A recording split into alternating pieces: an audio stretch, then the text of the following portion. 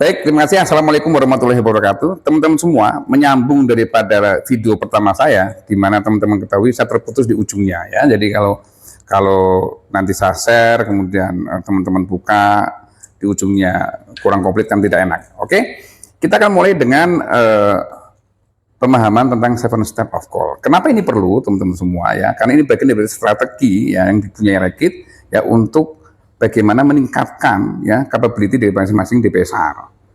Ya, sebelum kita mengcoaching DPSR, karena sudah saya sampaikan ke teman-teman semua bahwa ya kita harus melakukan coaching minimal 2 jam dalam sehari bersama-sama dengan DPSR agar capability atau kemampuan selling skillnya tambah. Nah, teman-teman harus mempunyai dulu nih, dibekali diri teman-teman dengan strategi yang sudah kita punya atau apa namanya tips-tips ya yang harus teman-teman lakukan saat coaching. Salah satunya adalah tentang 7 step of call. Banyak orang tahu tentang 7 step of call. Masing-masing company juga berbeda. Ada yang 13 langkah, ada yang 12 langkah. Tetapi apa yang dipunya Rekit dengan 7 step of call itu sudah sangat komplit. Dia men-summary semua langkah-langkah yang memang dipunyai atau dilakukan oleh company lain. Ada 2 bagian dalam 7 step of call. Yang namanya juga 7 step of call. Ada 7 langkah yang harus dilakukan. Nah, 2 bagian ini, langkah ini kita lakukan di dalam office, kantor ya, kalian briefing saat pagi hari atau kalian briefing saat sore hari. Itu yang pertama. Yang bagian kedua itu murni dilakukan di field. Nah, kedua bagian ini harus saling melengkapi, teman-teman, harus saling menunjang ya. Saya mulai dari step pertama ya. Step pertama dilakukan di mana? Di kantor. Ingat-ingat, step pertama harus dilakukan di kantor. Ya. Apa step pertama? Satu ya adalah planning. Di dalam step pertama itu satunya adalah planning. Jadi teman-teman harus mempunyai planning yang jelas ya, karena kalau kita planningnya sudah bagus, jelas ya, itu pasti akan dalam eksekusinya akan lebih bagus daripada kita tidak mempunyai planning, tidak mempunyai rencana ya. Apa yang diplanningkan? Banyak sekali yang diplanningkan, tetapi bisa disimpulkan atau disimpulkan dalam sesuatu yang mungkin nggak perlu waktu lama untuk menjalankan salesman ya. Pertama adalah masing-masing salesman harus punya target. Target apa? Target harian untuk AMS-nya. Kedua, target harian untuk call-nya. Ya, ini terhubung dengan registered outlet ya, yang nanti akan disetting di dalam komputer distributor ya, yang akan kita analisa setiap 6 bulan. Ketiga, target untuk effective call. Nah, ini akan ya membuat dalam satu route ya, kalau effective call-nya sudah bagus, minimum per harinya dia bisa 15 effective call seperti yang saya targetkan. Saya yakin dari 25 target call yang kita terapkan, jikalau dalam sebulan semuanya menjadi active outlet, kita nggak akan butuh lagi yang namanya big sales, kita nggak akan butuh lagi namanya jualan dengan modis, atau modis kan ya, modal diskon. Itu langkah pertama. Langkah pertama, poin pertamanya adalah planning. Di dalamnya juga harus ada namanya preparation. Jadi step 1 yang saya bilang, step pertamanya adalah planning and preparation. Apa sih preparation? Namanya juga persiapan. Ya, persiapan pertama, kalau sekarang kita udah pakai DMS nih, cek DMS-nya kita, cek handheldnya, cek FSA kita. Si salesman sudah ngecek. Oke, lihat apakah program-programnya sudah di-setting di dalam SFA. Itu setiap bulan ya, awal bulan tuh harus dilakukan itu. Synchronize, dicek apakah programnya sudah sesuai. Kedua, apabila ada proposal di hari sebelumnya yang akan disettingkan menjadi on invoice di SFA, cek apakah sudah tersetting. Itu persiapan itu. Ya. Setelah itu selesai, ya kita tahu targetnya berapa, tercapture dalam SFA dan sebagainya, jumlah toko yang ada di SFA sesuai dengan apa yang dipunya oleh teman-teman semua di dalam lembar ini. Ini sangat penting. Itu persiapannya harus benar-benar bagus ya. Kedua apa? Yang kedua tentu saja kita punya aksi tenteng misalkan. Siapkan apakah salesman sudah mempunyai tujuan aksi tentengnya mau ke berapa toko. Dari mana? Toko yang ada di RO, bukan toko umum, bukan. Ya, contoh soal ada wholesale, kita punya sudah dikirimi satu file oleh trade marketing dari Jakarta sana. Yang namanya apa? Billing efisiensi. Wah, ada wholesale nggak pernah beli body wash. Aksi tentengnya body wash mungkin. untuk bagaimana wholesaler itu melihat barangnya dan melakukan pengorderan seketika itu dengan cash selling misalkan. Itu juga perlu dipersiapkan. Ya, banyak hal yang dipersiapkan, nanti akan saya sampaikan terpisah ya agar cepat untuk persiapan ini. Jadi itu langkah pertama, ya, planning and preparation. Langkah kedua, apa itu langkah kedua? Ini sering diremehkan, ya. Kadang-kadang orang juga SKSD ya, sok kenal sok dekat. Nah, jadi datang-datang langsung, kok, gitu kok. Nah, itu seolah apa ya? Buat saya pribadi kurang nyaman apabila saya kenal dengan seseorang. Seseorang manggil saya itu cuman, kamu gimana kabarmu? Nah, itu nggak nyaman. Tapi kalau orangnya manggil nama kita semakin nyaman. Seperti itu pula di toko. Jadi langkah kedua ini lebih banyak kepada pertama adalah perkenalan. Siapapun kita udah kenal lama, datanglah sopan, ya, karena orang sopan pasti akan diterima juga dengan sopan. Kemungkinan besar, walaupun kadang-kadang ada juga yang kita sopan tapi penjualnya nggak sopan, ada, ya nggak apa-apa, ya itulah hidup. Ya, jadi langkah kedua adalah perkenalan, salam, selamat siang, Ko Andre, selamat siang, Pak Haji Salim, ya, kemudian tanyakan kabarnya. Nah, di dalam langkah kedua ini, setelah kamu perkenalan, salam, di dalamnya kamu langsung meminta izin. Nah, ini disebut dengan cek stok, meminta izin untuk mengecek stoknya toko. Kenapa? Disitulah kesempatan kita untuk dengan baik-baik bicara sama toko. Bapak, Ibu, mohon maaf ya, ini saat cek stoknya ya, siapa tahu nanti ada yang ketutup barang lain, ada yang tercecer, nanti saya bisa rapikan, saya bisa hitung sekalian ya Bu ya. Nah, dengan sopan santun pasti akan diberikan, tetapi memang ada beberapa hambatan, ada beberapa penolakan. Ya, objection dari toko itu ada pasti. Wah, ngapain stok gua? Nggak usah, ada juga yang begitu. Nah, sampaikan. Handlingnya bagaimana? Handlingnya tentu saja bilang sama toko, nggak apa-apa Pak kalau nggak boleh stok, tapi kalau Bapak memperkenalkan saya untuk stok, nanti akan misalkan ada yang barang rusak, ada apa, nanti kita bisa Pak coba fasilitasi, misalkan untuk kita tukar guling dan sebagainya. Itu beberapa cara untuk menghandling objeknya si toko ya. Jadi langkah kedua, ingat harus ada salam, ya, perkenalan dan cek stok, langkah kedua. Nah, setelah langkah kedua, baru masuk langkah ketiga tentu saja. Apa langkah ketiga? Bahasa kerennya itu review objektif, keren ya, bahasa Inggris. Kalau saya kan karena orang Jawa ya, bahasa saya adalah mereview kembali, melihat kembali apa sih tujuan ke toko itu setelah tahu stoknya. Bagaimana caranya? Kembali ke ingat-ingat planning di kantor. Karena waktu mau ke planning kita udah tahu, oh kita akan datang ke 5 toko wholesale, sisanya adalah retail medium, sisanya adalah retail small dan sebagainya. Saat kita masuk ke toko kita tahu, oh kemarin toko si ini ambil cuma 24 pieces nih retail small misalkan. Tetapi setelah kamu visit tinggal 3 pieces doang, nilainya nggak ada nih. Ya kita nggak tahu juga, nggak ada ya apakah dimakan tikus apa nggak tahu. Yang penting tinggal 3. Nah disitulah review objektif muncul. Wah ini sih tuan toko ini kayaknya bisa saya angkat nih. Ya, untuk dia tulis saya naikin dari 24 menjadi 36 misalkan, menjadi setengah karton misalkan, dengan beberapa benefit ya daripada slide yang kita punya misalkan. Nah itu namanya review objektif, menentukan tujuan kita ke toko itu ya setelah kita melakukan cek stok itu. Nah baru pada langkah berikutnya, langkah keempat itu paling terkenal ya, semua orang tuh biasanya ingatnya langkah itu, yaitu langkah review objektif. Apa langkah review objektif? Langkah keempat, ini ada bunyi telepon jadi saya agak terganggu sedikit ya teman-teman. Langkah keempat adalah persuasive selling. Ya, saya revisi ya, persuasive selling. Apa sih persuasive selling? Persuasive selling adalah pendekatan penjualan dengan cara-cara rekit.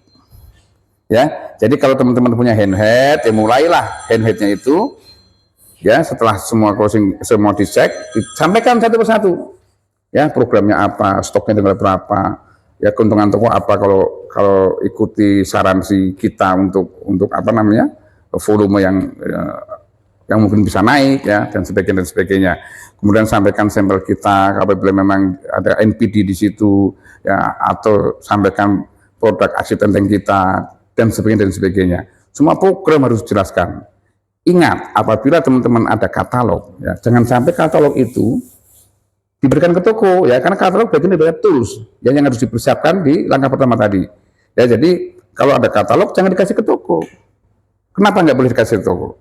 Ya, ini juga banyak yang nggak tahu. Jadi sering saya sampaikan, siapa sih yang menentukan penjualan kita? Siapa yang menentukan toko beli siapa sih? Bukan tuan toko. Kita yang menentukan si toko itu belinya apa dan berapa. Bukan tuan toko. Kenapa? Karena tuan toko produknya banyak, ya, produknya banyak. Jadi tidak mungkin dihafal satu persatu. Tapi dengan bantuan kita, ya, si tuan toko bisa tepat melakukan order. Tapi ingat, jangan kemudian dikasih kebebasan toko, kalian kemudian toko yang pengambilannya hanya 1 karton, kalian up 5 karton, itu juga salah, ya. Itu, jadi persuasive selling itu melakukan penjualan dengan cara Reckitt, ya, dengan tool-tool yang dipunya oleh Reckitt. Baru masuk closing sales, teman-teman semua. Closing sales apa? Tentu saja namanya juga closing nutup penjualan. Kenapa ini harus dilakukan? Teman-teman harus tahu bahwa semua orang itu mempunyai sifat berbeda-beda, ya. Dalam ilmu distribusi ini, kalau toko-toko itu juga sifatnya berbeda. Ada yang egois, ya, ada yang sugestible, ada yang individualis, ya. Sugestible apa sih? Sugestible itu setelah tadi dimasuk di dalam langkah keempat, wah, iya oke. Tapi tiba-tiba berubah, itu ada. Makanya harus di close. Ya, ada juga orang yang individualis. Diem, jajak ngomong ya diem aja.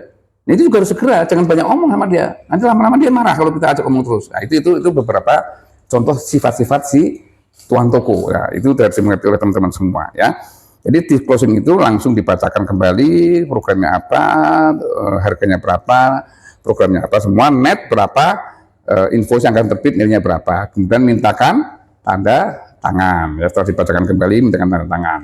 Nah, untuk beberapa teman-teman di BCP tentu saja berbeda, ya, karena BCP itu tidak ada KPI collection di salesman. Kenapa? Karena mereka punya kolektor, ya.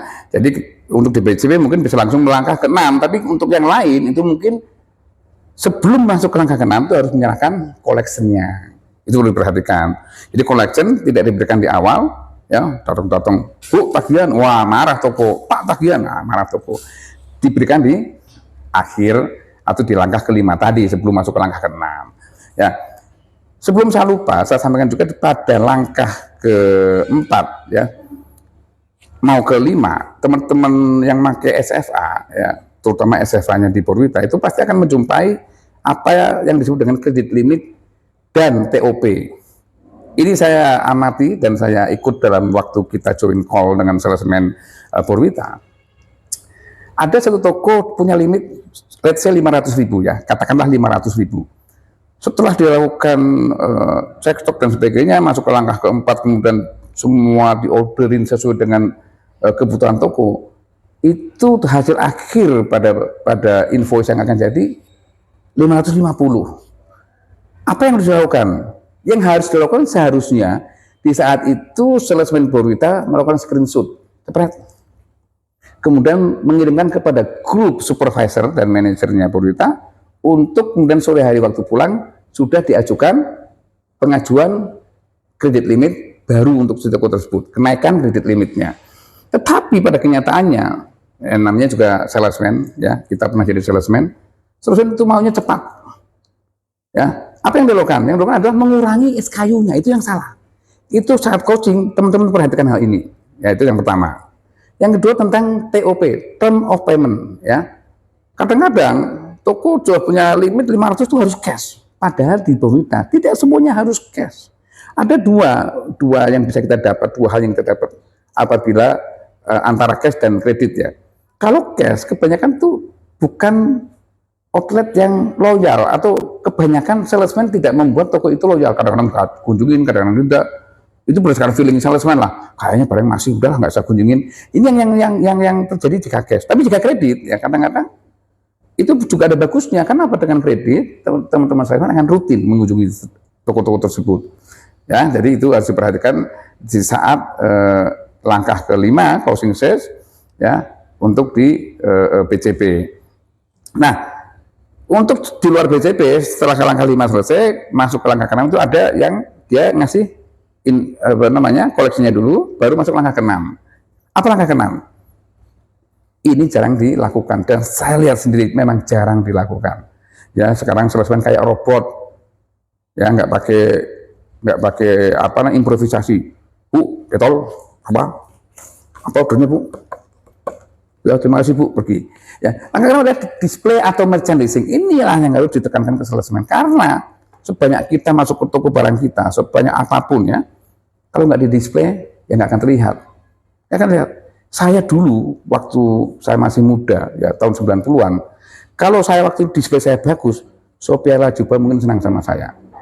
Mungkin sudah jadi milik saya. Tapi karena saya nggak display bagus, ya Sophia Latjuba nggak pernah lihat saya, ya akhirnya sampai sekarang saya nggak jadian sama Sophia Latjuba. Itu contohnya. Nah, baru setelah langkah 6 selesai, display selesai, merchandising selesai, duitnya sudah didapat, koleksinya, baru masuk langkah ke-7. Apa langkah ke-7? Ya pulang, itu berarti toko terakhir pulang. Langkah ke-7 dari kantor. Apa sih? Lakukanlah administrasi, ada setoran, ada ngerekap, dan sebagainya. Kalau BCP ada yang input di performa invoice-nya dan sebagainya ya. Tetapi yang penting dalam langkah ke-7 setelah administrasi adalah analisa. Ya, karena salesman harus duduk bareng dengan supervisor. Makanya saya bilang sama supervisor BCP, kalau bisa jam 3 maksimal sudah sampai kantor. Untuk mempersiapkan hal itu. Untuk diskusi dengan semua timnya. Ya, dan saya yakin apabila kita ya meyakini bahwa 7 step ini bisa membuat fundamentalnya lebih bagus lagi, ya. Kalau kita meyakini, kita kemudian pahami betul, ya, dan kemudian kita lakukan coaching kesalahan dengan cara ini, insya Allah, ya, semuanya akan lebih baik. 15 efektif call akan mudah buat kita, ya, untuk 3 bulan ke depan, dan saya berharap mungkin 3 bulan ke depan, ya, tidak hanya 15 kita dapat per hari, mungkin, ya, bisa 20, bahkan bisa 25 tokonya, semuanya akan produktif di setiap visitnya salesman, ya, dengan proses yang betul, dengan toko yang benar, ya, saya yakin itu bisa terwujud. Ingat teman-teman, hal besar, semua hal besar dimulai dari yang kecil. Tetapi jangan salah, semua hal kecil itu berawal dari dimulai. Oleh karena itu, segeralah mulai, ya, lakukan coaching, lakukan pembelajaran dengan diri sendiri, setiap malam ngaca, ya, apa yang harus saya lakukan dan sebagainya. Saya yakin dengan memulai hal-hal kecil, step by step, saya yakin kita akan menjadi besar pada saatnya. Terima kasih, salam sukses selalu. Assalamualaikum warahmatullahi wabarakatuh.